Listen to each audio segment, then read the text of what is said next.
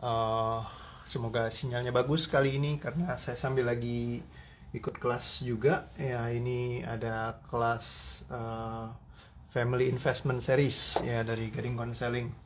Ya, kalau yang teman-teman beberapa saya udah pernah bilang kalau misalkan ada satu namanya Yayasan Konseling Harapan Indonesia ya, dan dia kerjasama bukan kerjasama ya, punya satu konsep konseling namanya Gading Konseling ya, yang salah satu tempat yang saya support juga untuk membantu lebih banyak orang yang butuh bantuan bimbingan konseling. Ya, jadi seperti yang Anda tahu, kalau misalkan kita sudah melepaskan emosi bawah sadar, ya terus bagaimana caranya kita menghadapi keseharian hidup kita. Nah, disitulah uh, ilmu-ilmu konseling ini banyak membantu dalam hidup saya sebelumnya gitu ya. Jadi kalau dulu saya banyak banget istilahnya belajar dari keilmuan yang ada gitu ya.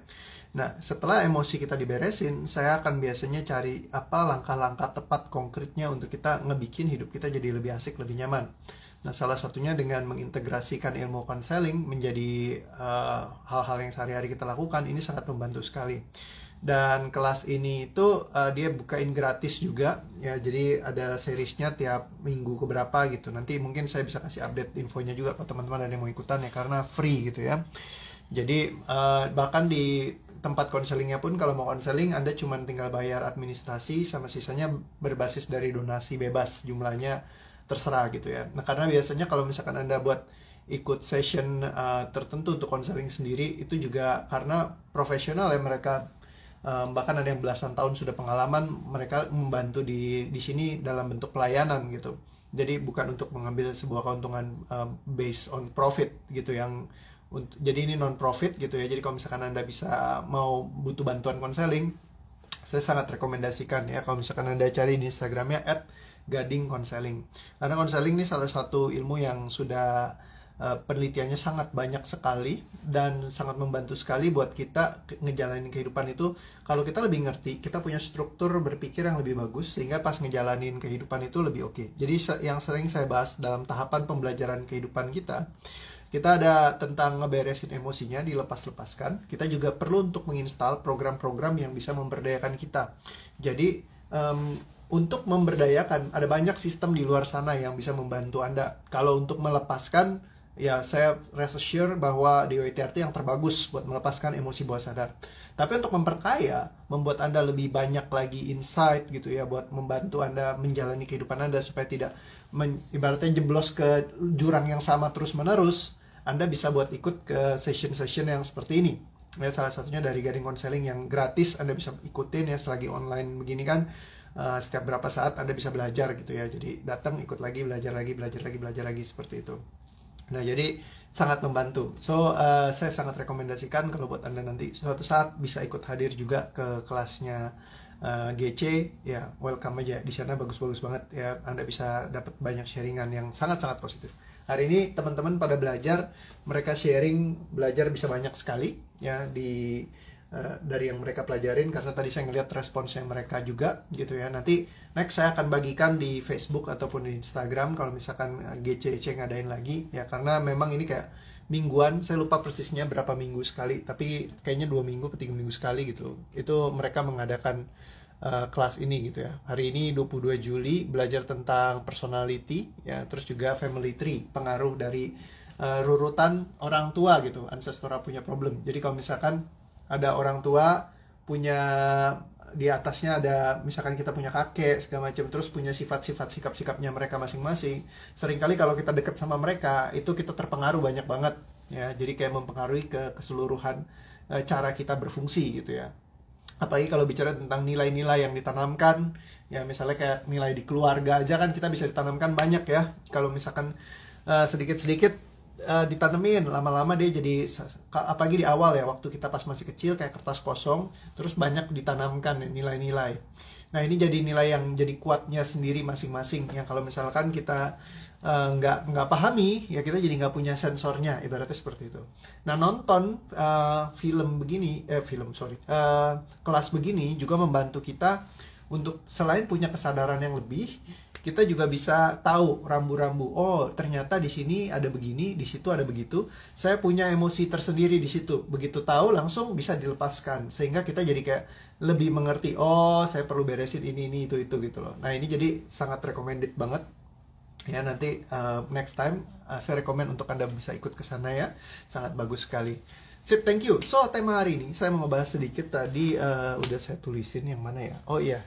Ini. Jadi tadi saya nonton satu video yang sangat bagus sekali karena mama mertua saya kirimin. Beliau ini sangat suka banget sama salah satu investor di Indonesia yang sangat terkenal. Kalau Anda tahu Warren Buffett Indonesia, Bapak Lo Keng Hong, ya beliau usianya mungkin nggak sampai tua-tua banget walaupun rambutnya putih gitu ya, tapi jiwanya sangat jiwa muda. Dan dia ini value investor yang salah satu yang paling terkenal di Indonesia karena bener-bener kayak nilai asetnya tuh sangat besar sekali, bahkan punya perusahaan-perusahaan besar sampai persentase punya kepemilikannya tuh juga jumlahnya sangat besar gitu ya. Jadi kayak salah satu orang terkaya di Indonesia lah, kalau misalkan Anda cari profilnya pasti Anda akan tahu gitu ya. Dia sangat senang berinvestasi. Dan tadi ada satu pertanyaan yang menggelitik buat saya ya, pas beliau ditanyain seperti ini. Pak Lo katanya, kok connectionnya poor ya? Mungkin kayaknya aku perlu disconnect dulu dari yang Zoom meetingnya. Bentar ya teman-teman ya, biar supaya nggak putus. Ini yang putus yang mana nih ya? Yang YouTube atau yang Facebook? Ini sorry, Instagram ya.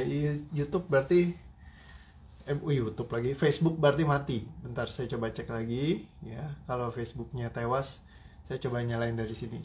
5, 4, 3, 2, dan 1. Kasihan nih kalau nanti mereka nggak bisa join ya. Halo, udah nyala lagi. Ya udah, ini aku matiin yang satu lagi.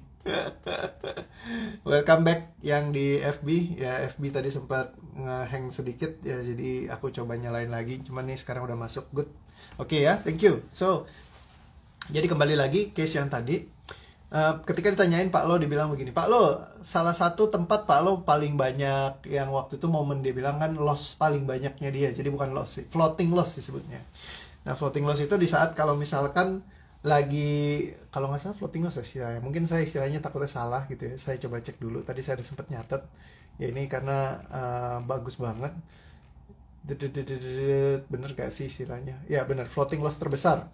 Dia bilang waktu itu adalah kasusnya Bumi Putra, kata dia. Nah, jadi pas lagi Bumi Putra itu dia nilainya turun habis, dia bilang. Itu nilai hartanya dia di situ udah tinggal sisa 9 miliar, kata dia. Jadi waktu pas lagi loss-nya di sana, terus dia floating karena nggak dijual ya. Jadi kalau misalkan sahamnya dijual, dia bilang itu akan jadi hanya 9 miliar doang. Tapi waktu itu dia tahan 9 miliarnya itu. Jadi 50 rupiah itu per harga sahamnya, saham dia ada 9 miliar. Jadi kalau Anda hitung, Anda bisa kalikan. Itu sangat luar biasa ya jumlahnya, 9 miliar di 50 rupiah. Habis itu naik ya, Bumi terakhir pas lagi Pak Lo keluar itu exit, saya lupa tepatnya berapa, tapi kayak puluhan kali lipat ya seingat saya naiknya. Nah, jadi dari 9 miliar itu dikali puluhan gitu. Anda bisa bayangin banyaknya itu luar biasa gitu ya. Nah, jadi ketika hal ini terjadi, teman-teman, ditanyain, Pak, Bapak waktu nilai ke harta Bapak itu turun habis banyak, kata dia. Itu Bapak ngerasain apa ya, kata dia. Apakah stres apa enggak gitu ya. Karena saya sempat ngundang Bapak, saya ingat banget dia bilang. Si panelisnya bilang, saya ngundang Bapak ke acaranya saya. Terus Bapak datang, Bapak asik-asik aja ngobrol tuh santai, kata dia. Nah, jadi dia bilang satu hal, kata dia gini. Saya pernah ada dulu ngedenger ya, kalau misalkan ada orang yang mengatakan bahwa kalau kamu kehilangan harta, itu masih tidak apa-apa. Dia bilang, kalau kamu kehilangan kesehatan, dia bilang, kamu akan kehilangan sebagian dari kehidupan kamu. Tapi, kalau kamu kehilangan akhlaknya kamu kehilangan semuanya. Kehilangan akhlak di sini maksudnya kehilangan kesadaran alias stres atau tanda kutip jadi gila gitu ya. Jadi kalau misalkan sampai kehilangan akhlaknya, dia bilang, berarti kehilangan semua kehidupannya kita, dia bilang. Jadi banyak orang dalam kehidupan, mereka kehilangan hartanya dan mereka jadi stres dan tertekan. Dia bilang, kalau misalkan saya waktu itu udah hartanya hilang, terus saya ditambah stres lagi, tertekan, dan benar-benar mabok, pusing, apa yang terjadi? Mungkin semuanya akan hancur dan tidak ada hari ini, dia bilang. Karena setelah waktu dia drop itu, dia bilang, dia mikir, lah saya juga nggak miskin-miskin amat lah, uangnya ya memang ngendon gitu ya, nggak bisa dipakai gitu. Tapi banyak orang yang kayak begitu ngelihat hartanya turun banyak gitu ya, drastis, itu langsung stresnya luar biasa.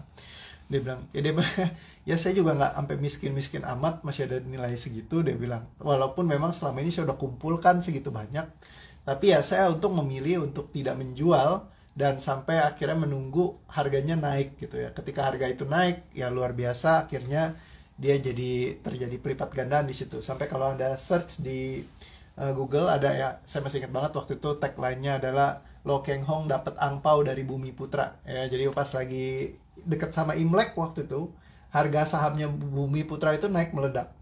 Ya karena dia berinvestasi dengan tepat ya dengan semua perhitungannya dia. Nah, jadi teman-teman, di dalam siklus kehidupan terkadang ada orang yang mengalami mungkin ups and downs gitu ya. Ada di saat mereka lagi naik-naiknya, lagi bagusnya, terus ada juga mereka lagi turun. Ada juga yang naik terus nggak pernah turun, ada juga yang turun terus nggak pernah naik gitu ya. Nah, hari ini pengen ngobrolin tentang tema ketika siklus kehidupan lagi mungkin tidak seperti yang kita harapkan. Yang perlu kita miliki salah satunya adalah kesiapan kita dalam hal ya menghadapi itu semua. Dan kalau misalkan kita anggap itu jadi sebagai sebuah beban, disitulah kita jadi kayak down, seringkali jadi kayak stres, tertekan. Nah, ketika kita stres, tertekan, down, justru itu malah bikin kita jadi nggak bisa berpikir kreatif.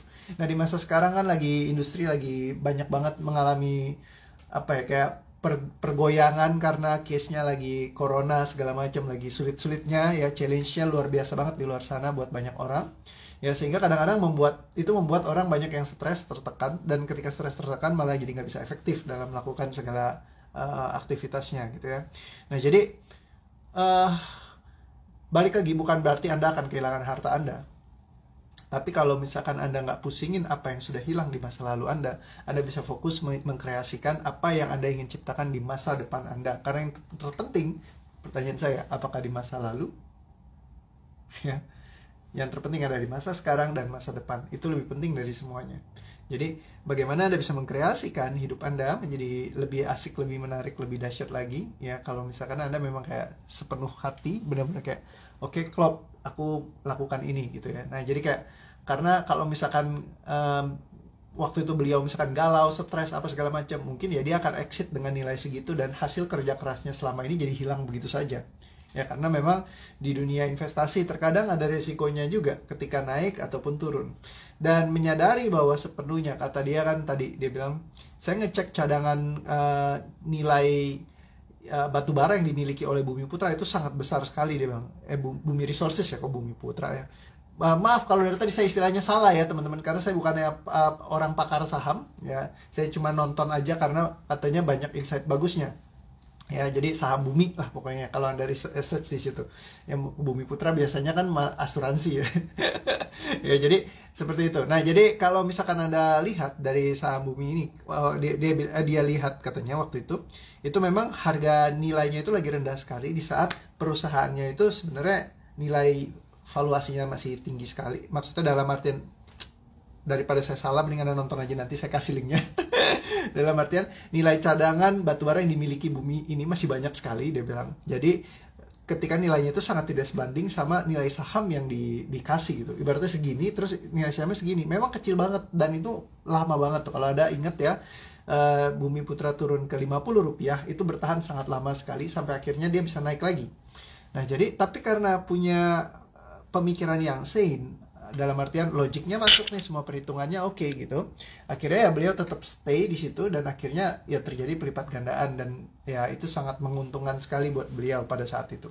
Nah, jadi teman-teman, salah satu hal yang terpenting kalau misalkan kita ingin menghadapi sebuah kesulitan dalam hidup kita, seringkali kita kayak kelupaan harus bertindak bagaimana, karena ada banyak emosi yang terlibat di dalamnya terkadang.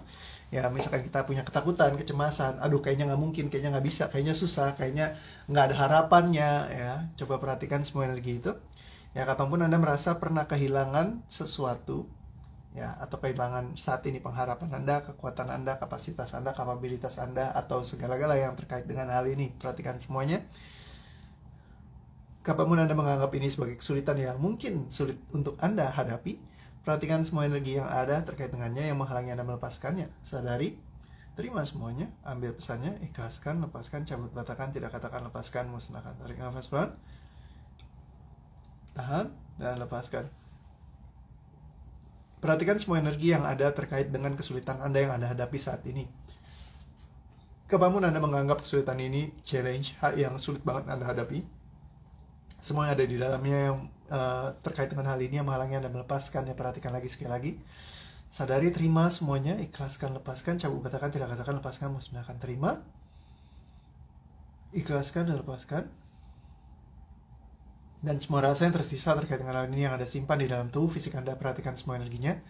Sadari, terima, ambil pesannya, ikhlaskan, lepaskan semuanya. Tarik nafas pelan, tahan, dan lepaskan.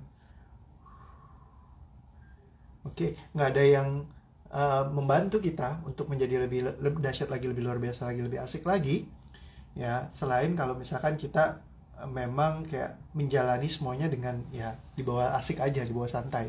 Dan siapapun yang tidak mengizinkan dan apapun hal yang ada di belakang, di dalam bawah sadar Anda yang selama ini terus berputar-putar dan membuat diri Anda tidak bisa memiliki kesadaran penuh atas diri Anda, atas semua situasi yang sedang Anda hadapi, dan memikirkan semua solusi yang mungkin saja muncul, bahkan yang tidak terpikirkan sekalipun sebelumnya. Dan semua yang dibutuhkan oleh tubuh fisik Anda untuk dilepaskan, perhatikan semua energinya.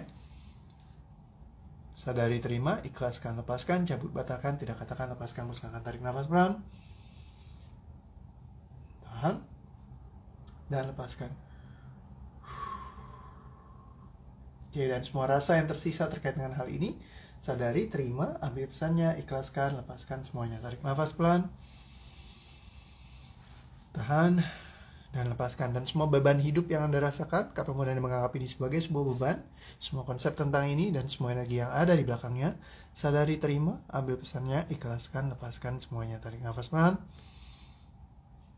tahan, lepaskan.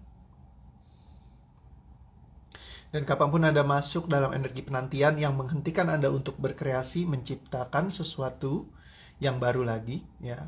Jadi ketika Anda menanti bukan berarti Anda berhenti dan tidak menciptakan. Perhatikan semua energi terkait dengan hal ini. Semua yang menghentikan Anda, yang membuat Anda tidak mencipta. Perhatikan energinya. Sadari, terima, ambil pesannya, ikhlaskan, lepaskan, cabut, batalkan, tidak katakan, lepaskan, musnahkan. Terima,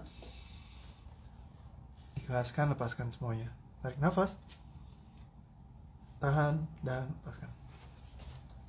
Oke, sip, thank you. So, hopefully bisa dapat sesuatu ya. Mungkin ada challenge yang lagi dihadapi semuanya. Ya, ini karena sesuatu yang kadang-kadang perlu rutin diberesin juga. Kadang kita punya tantangan soalnya kan nggak selalu fluid itu terus gitu ya. Mungkin ada yang muncul lagi yang bikin kita jadi kayak terbebani atau bikin kita nggak nyaman, nggak happy gitu ya.